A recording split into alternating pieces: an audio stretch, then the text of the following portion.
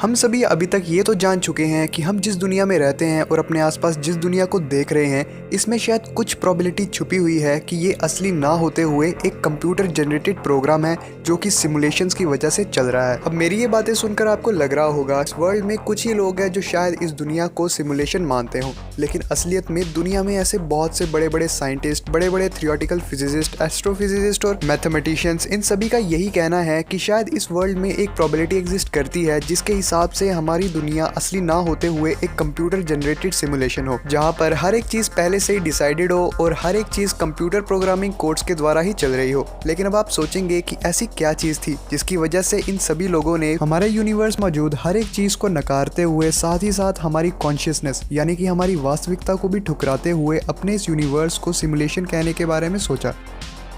अगर हम अपने यूनिवर्स में नज़र डालते हैं तो हमें उसमें मौजूद हर चीज़ में मैथमेटिकल कोऑर्डिनेशन देखने को मिलेगा ही मिलेगा। मैथमेटिकल कोऑर्डिनेशन हमारे यूनिवर्स को इतने ज़्यादा सही तरीके से डिफाइन करती है कि अगर फिजिक्स हमारे यूनिवर्स को डिफाइन करती है तो मैथमेटिक्स इस फिजिक्स की लैंग्वेज होगी। यहाँ तक कि हमारी बॉडी को बनाने वाले सेल्स के अंदर मौजूद डीएनए में भी हमें मैथमेटिकल पेयरिंग देखने को मिल जाएगी, और ये वही डीएनए है जिसकी वजह से आज हमारी ह्यूमन सिविलाइजेशन जिंदा है और यहाँ तक प्रोग्रेस कर पाई है। और सेम एज रियल लाइफ हमारे कंप्यूटर प्रोग्राम्स भी पूरी तरह मैथमेटिकल एक्सप्रेशंस पर ही कंट्रोल होते हैं, जिसकी वजह से ये हमारा पहला एविडेंस बन जाते हैं। तो अगर हमारा यूनिवर्स एक सिमुलेशन है तो इस सिमुलेशन को चलाए रखने के लिए हमें इतनी ज्यादा एनर्जी चाहिए होगी जो कि हमारे इस पूरे यूनिवर्स में मौजूद एनर्जी से भी ज्यादा होगी। साइंटिस्टों के हिसाब से हम इस एनर्जी की प्रॉब्लम को भी सॉल्व कर सकते हैं, क्योंकि अगर हम ऐसा ही सिमुलेशन बनाना चाहे तो हम इस सिमुलेशन को कुछ इस तरीके से बनाएंगे जिसे कि आपके आसपास मौजूद रियलिटी को पार्ट्स में डिवाइड किया गया है, जिसमें कि पहले नंबर पे आती है सब्जेक्टिव रियलिटी और दूसरे नंबर पे आती है ऑब्जेक्टिव रियलिटी,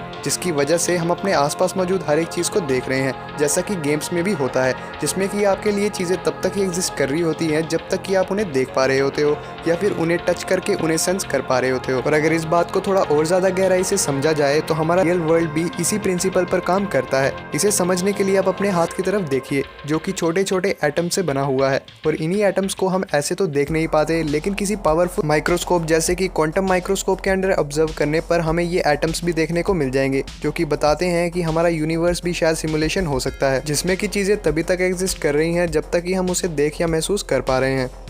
आज तक का सबसे ज़्यादा मशहूर एक्सपेरिमेंट थॉमस यंग द्वारा किया गया था, जिसका नाम था डबल स्लिट एक्सपेरिमेंट, जिसमें कि दो वर्टिकल स्लिट्स में से रेती के दानों को शूट किया जाता था, और शूट करने के बाद वो रेती के दाने वैसा ही सेम स्लिट पैटर्न फॉर्म करते थे। लेकिन जब इस स्लिट को किसी पानी में रखा गया तो इन स्लिट्स में से निकले हुए वेव्स ने मल्टीपल पैटर्न्स को फॉर्म किया जो कि ऐसे दिखते थे, और इस एक्सपेरिमेंट को बार बार परफॉर्म करने पर भी सेम ही रिजल्ट आ रहा था। ये तो था वेव्स और पार्टिकल्स का किस्सा, लेकिन अगर हम वहीं दूसरी और सबसे सूक्ष्म पार्टिकल यानी कि इलेक्ट्रॉन से ये एक्सपेरिमेंट परफॉर्म किया गया तो सिंगल स्लिट को रखने पर ये इलेक्ट्रॉन्स बहुत आराम से उस सिंगल स्लिट का पैटर्न फॉर्म कर रहे थे। लेकिन जैसे ही डबल स्लिट को रखा गया तो ये पैटर्न्स वेव्स की तरह ही मल्टीपल पैटर्न्स शो करने लगे। लेकिन इस एक्सपेरिमेंट को करते वक्त साइंटिस्टों ने एक बहुत ही ज्यादा अजीब बात नोटिस की। साइंटिस्टों ने देखा कि जब वो इस एक्सपेरिमेंट को नोटिस कर रहे थे तो ये डबल स्लिट में से निकलने वाले पार्टिकल्स मल्टीपल स्लिट्स के बजाय डबल स्लिट्स का पैटर्न फॉर्म कर रहे थे। लेकिन जब इस एक्सपेरिमेंट को ऑब्जर्व नहीं किया जा रहा था तो इलेक्ट्रॉन्स डबल स्लिट्स के बजाय मल्टीपल स्लिट्स को फॉर्म कर रहे थे, मानो कि उन इलेक्ट्रॉन्स को पता है कि उन्हें कोई देख रहा है, और जब उन्हें कोई देख रहा है तो वो बिल्कुल अबनॉर्मल बिहेव नहीं करेंगे, जिसकी वजह से ये एक्सपेरिमेंट सिमुलेटेड यूनिवर्स की ओर इशारा करता है। आइंस्टाइन की जनरल थ्योरी ऑफ रिलेटिविटी के हिसाब से अगर कोई भी चीज लाइट की स्पीड से ट्रेवल करती है तो उसके लिए समय काफी ज्यादा धीमी रफ्तार से ट्रेवल करना स्टार्ट कर देता है। इसे समझना यूं तो स्टार्टिंग में थोड़ा मुश्किल है, लेकिन अगर हम इसी चीज को सिमुलेशन थ्योरी के आधार पर समझने की कोशिश करेंगे तो चीजें हमारे सामने काफी ज्यादा आसानी से बनती नजर आएंगी। इस कॉन्सेप्ट को अगर आप गेम्स के नजरिए से समझने की कोशिश करें तो जैसे किसी गेम्स में अगर आप FPS यानी कि फ्रेम्स पर सेकंड को बढ़ाते हो तो गेम काफी ज्यादा स्मूथ तरीके से चलना स्टार्ट कर देती है, लेकिन जैसे ही आप FPS को घटाते हो तो गेम काफी ज्यादा लैग यानी कि स्लो हो जाती है, जिसे कि हम अपने रियल लाइफ से भी कंपेयर कर सकते हैं, और इस चीज को टाइम डायलेशन का नाम दिया गया है। जिस तरीके से हमारे सोलर सिस्टम में सभी प्लैनेट्स एक डेफिनेट वे में सूरज के आसपास स्पिन कर रहे हैं, उसी तरीके से हमारे सबसे छोटे छोटे सूक्ष्म पार्टिकल जैसे कि इलेक्ट्रॉन और प्रोटॉन भी एक डेफिनेट वे में स्पिन कर रहे हैं। लेकिन असलियत में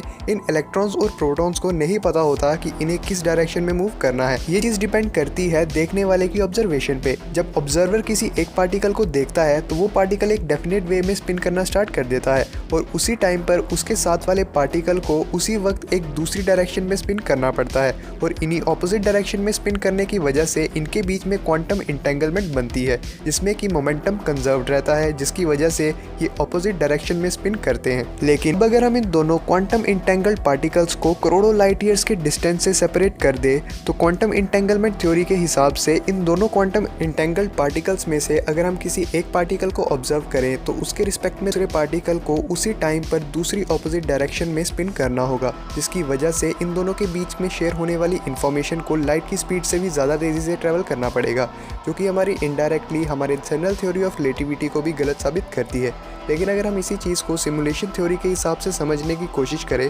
तो शायद ये दोनों इंटेंगल्ड पार्टिकल्स का जो प्लम होगा वो उसी टाइम पर दो हिस्सों में डिवाइड हो जाएगा, जो कि बिना किसी लाइट की स्पीड से प्रोसेस किए बगैर इस दोनों चीज़ों को एक साथ चला पाएगा, जिसकी वजह से हमें इंफॉर्मेशन को लाइट की स्पीड से ट्रैवल कराने पर मजबूर भी नहीं करना पड़ेगा। तो अब आप जान ही चुके होंगे कि हमारे आसपास ऐसे बहुत से फिनोमिना होते हैं जिनके बारे में हम पूरी तरह ना ही जान पाते हैं और ना ही किसी को समझा पाते हैं, लेकिन जब भी हम अपने इस यूनिवर्स को सिमुलेशन थ्योरी के नज़रिए से देखते हैं तो हमारे इस यूनिवर्स की से बड़ी मिस्ट्री अपने आप ही सॉल्व होती हुई दिखती है, जो कि यही इशारा करती है कि हम भी सिमुलेशन वर्ल्ड में ही रह रहे हैं।